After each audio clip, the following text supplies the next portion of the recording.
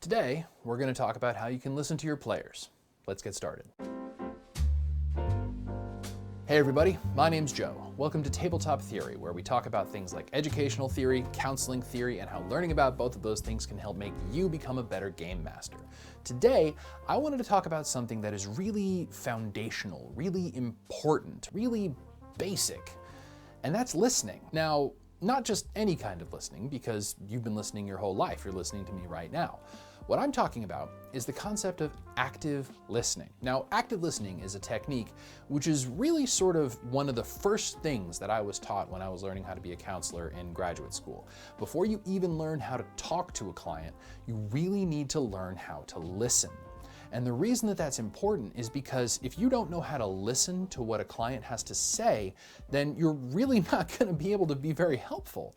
Because unless you understand what's going on in their lives, how they're feeling about things, what they're thinking about things, then being able to offer advice and help them come to understand different things about their situation is almost impossible, because if you don't know what's going on, you're out of luck. But the thing about it is, all those years ago when I was starting to learn about what active listening was, I started to connect a couple of dots, because I started to realize how important and how helpful it could be whenever you're trying to become a good game master. Because a counselor engages with a client or a group of clients in a very similar way to how a GM interacts with a group of players, by talking. And the other side of that is listening. And yes, there are play-by-post games, but we're not really talking about that. We're talking about face-to-face, in-person, or over the internet versions of role-playing games. So I wanted to share some of those insights with you today and try to teach you what active listening is all about.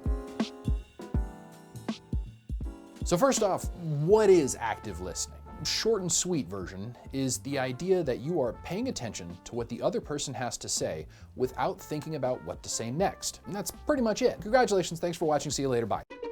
Actually, no, it's a little more complicated than that. Active listening refers to the method of listening to another person speak, quieting your own mind while also listening to what they have to say and using something like reflection and paraphrasing to indicate that you are in fact hearing what they have to say. It's the idea that as you listen to a player, you're not going to be thinking about what you're going to be doing 3 or 4 steps later. Now, that might seem counterintuitive. It's the idea that as a game master, you always have to be thinking 4 or 5 steps ahead, and yeah, that's true. But the thing is, that's what notes are for. Maybe you have already written them down. Maybe you are playing a pre-planned adventure path and you have that information readily available for you. The point is, if you take the time to actually stop what you're doing and listen to what your players are telling you, then you actually are going to have a much better idea of what to do next whenever they're done actually talking to you. And the important part about that is, as you're listening, you're getting the opportunity to gain insight not only into what the other person is saying, but maybe learn a little bit about how they're saying it. Now, like I said, that sounds pretty simple, but I think it's a fundamental principle that a lot of game masters end up ignoring because they're trying to stay ahead of the players. Because a lot of times when people are having just conversations regularly, they're pretty much waiting for their turn to speak most of the time. They might be trying to build enough information to win an argument, or they might be trying to one-up the other person they're speaking with, or they might be trying to prove something to the other person. That's not to say that that kind of conversation is bad or unreasonable. Everybody does it all the time. I've done it all the time, and I still do it. But the point is, as a game master, you're required to keep things in mind on a different level. You're not necessarily going to be listening to your players the same way you might be listening to your partner. And the thing about active listening is that you're devoting your whole attention to what that person is saying instead of just waiting for your turn to speak. There's a deeper level to active listening, and I want to talk about that right now. So here are some of the specific parts of active listening that I think are important to keep in mind as you go through the process of trying to implement some of this technique with your group. When you're listening to your players, you don't want to be judgmental. Don't put your judgment ahead of what they're saying. You can have your own thoughts and opinions, but when they're telling you what they actually have on their minds, it's your responsibility not to prejudge them and think that what they're saying is stupid. If they have something in mind that you think will be completely wrong, or that might be wrong-headed or fail or hurt another player, let them get it out first. But at the same time, you're not just letting them speak. You actually have to listen to what they're saying. The other thing to keep in mind is that when you are listening to the other player is the idea of nonverbal communication. And what do I mean by nonverbally? I mean what I'm doing right now. I talk with my hands a lot in these videos. This is nonverbal communication. The tilt of my head, the set of my eyes, the way that I'm actually listening, maybe nodding, smiling, agreeing. the pinch of my eyes if I start to feel whether or not somebody's telling me something that I might not necessarily believe, or I might feel like something might need to be expanded upon. There is a lot that you can say without saying anything. Just like there's a lot that your players can say without saying anything. So the next time your players are trying to give you a little bit of information or trying to share an idea, pay attention to how they're delivering those ideas, because that type of nonverbal communication is incredibly important to trying to pick up on something like a nuance. If your players are not talking with their hands and they're just have that 1,000-yard stare, staring completely forward, staring at the ground, and just sort of moving back and forth a little bit, that type of affect can tell you that they might be in distress. They might be scared. They might feel some anxiety about what's going on. They might feel like they might be letting the party down if they make a certain decision.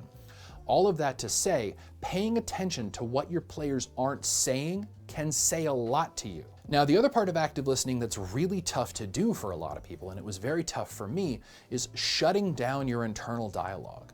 I know I've told you a lot of different things that you have to keep in mind while you're listening to your players, but as you're listening, it's going to take time to sort of practice the idea of shutting down your own level of analysis to the point where it might even become unconscious. It takes time to learn how to listen.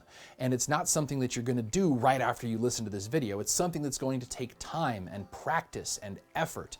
And the thing to remember about all of that is shutting down your internal dialogue means that you shouldn't just stop thinking. It just means that you need to learn how to quiet your own thoughts to the point where you can actually hear and see what the other person is trying to tell you. And it's okay, whenever you're listening, to be okay with silence. If I ask a player a question and they need to take a few seconds to actually think about a response, that doesn't mean that I need to jump in with my own opinions and encouragements.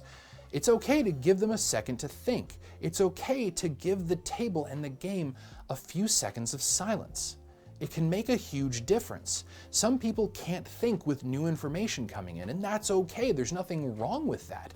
And oftentimes, those few seconds that the other player has to think can give you an opportunity to think for yourself, because if they're not speaking, then there's really nothing to listen to. Because letting people think doesn't stop the game from progressing. Sometimes the difference between success and failure, or boredom and a great idea, can just be a few moments of silence. Now, when the players are done speaking and you actually want to respond to them, sometimes what might be appropriate is what's called paraphrasing. You want to tell the players back what they just said to you, but in your own words.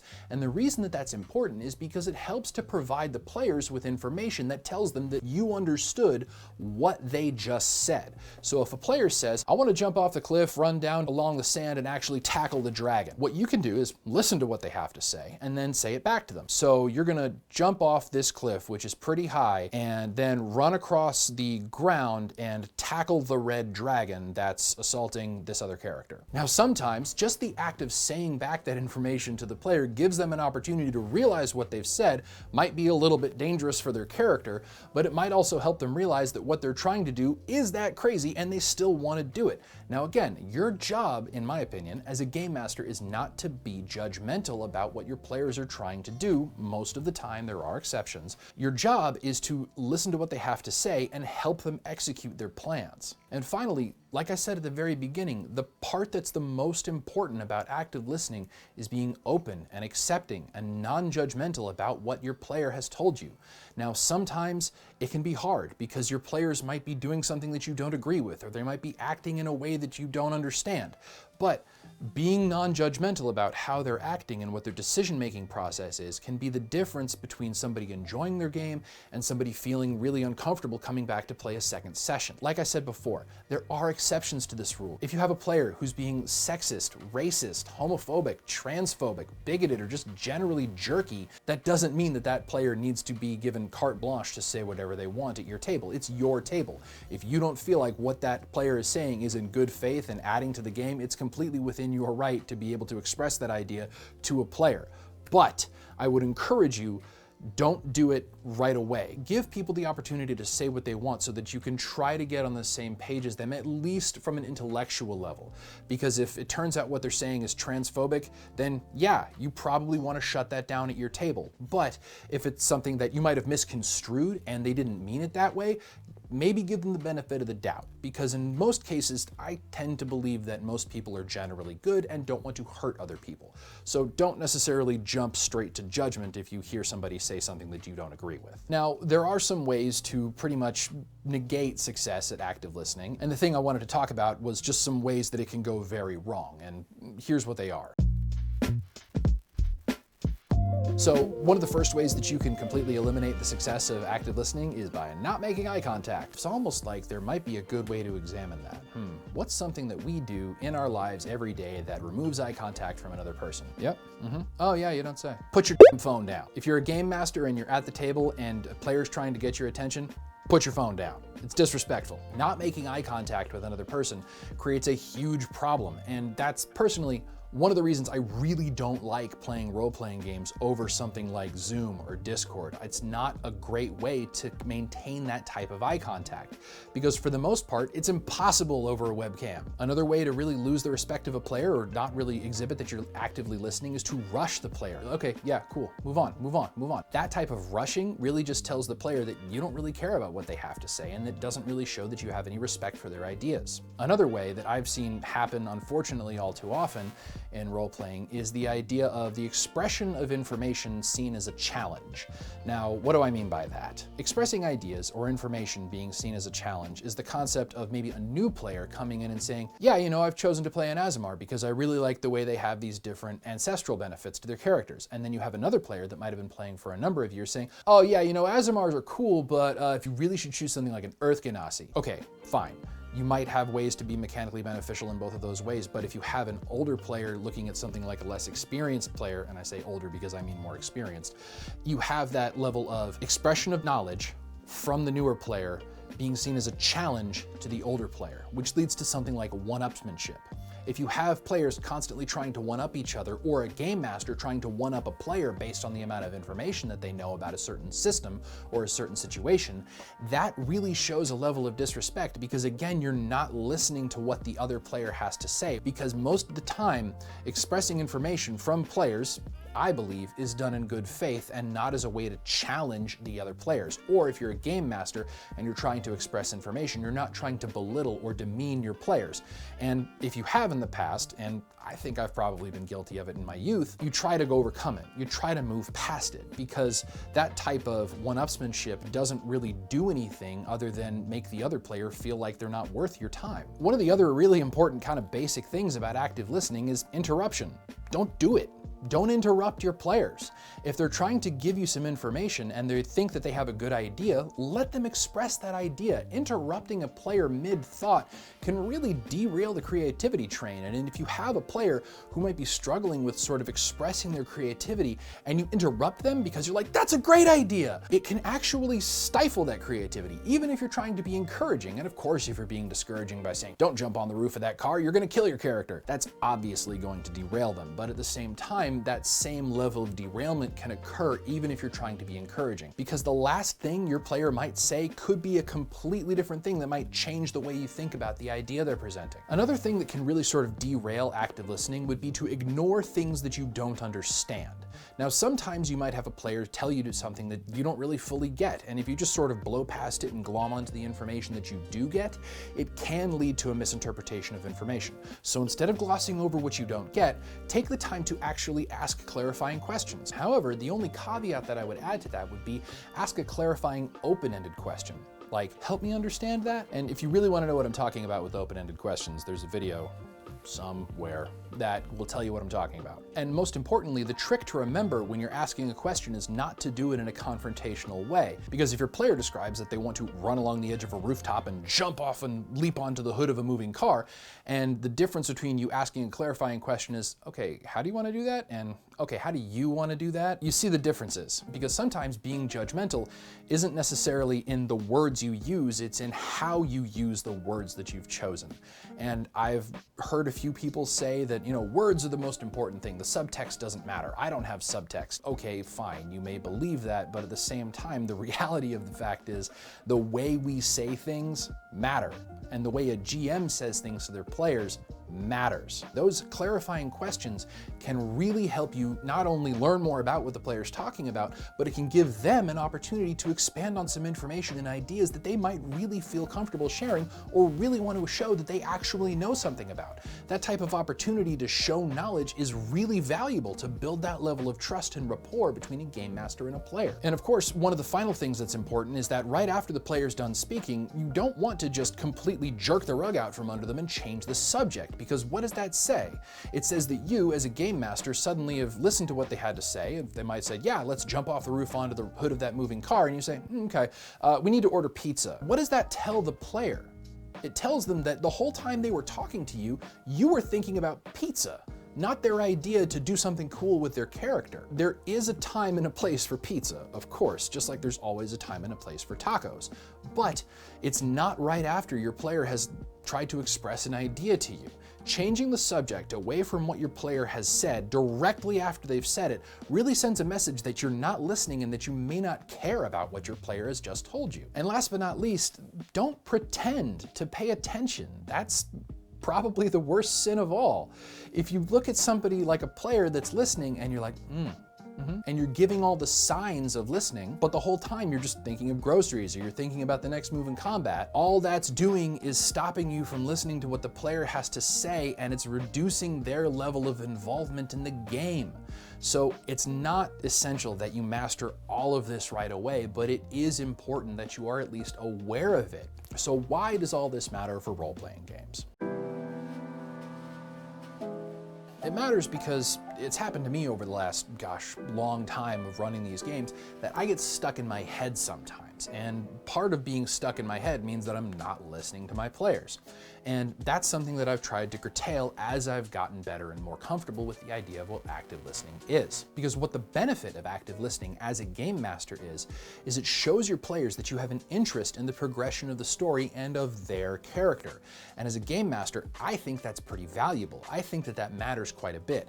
If I'm playing with a GM who really doesn't care what I have to say, then I probably don't want to be playing in that game. And the most important reason for me why I think active listening is important is that it builds trust between the player and the game master. It shows that you respect your players, and personally, not having respect between the players and the game master or the players and the other players really starts to erode the functionality of a game. And if the players can see you taking the time to give the other people the benefit of your attention through something like active listening, you, as a game master, are already in a position of leadership, and by representing that type of respect to your players, you can lead by example and hope that the other players will then give each other the benefit of that same attention and respect. So that's all I've got. Thank you so much for watching. I appreciate you being here.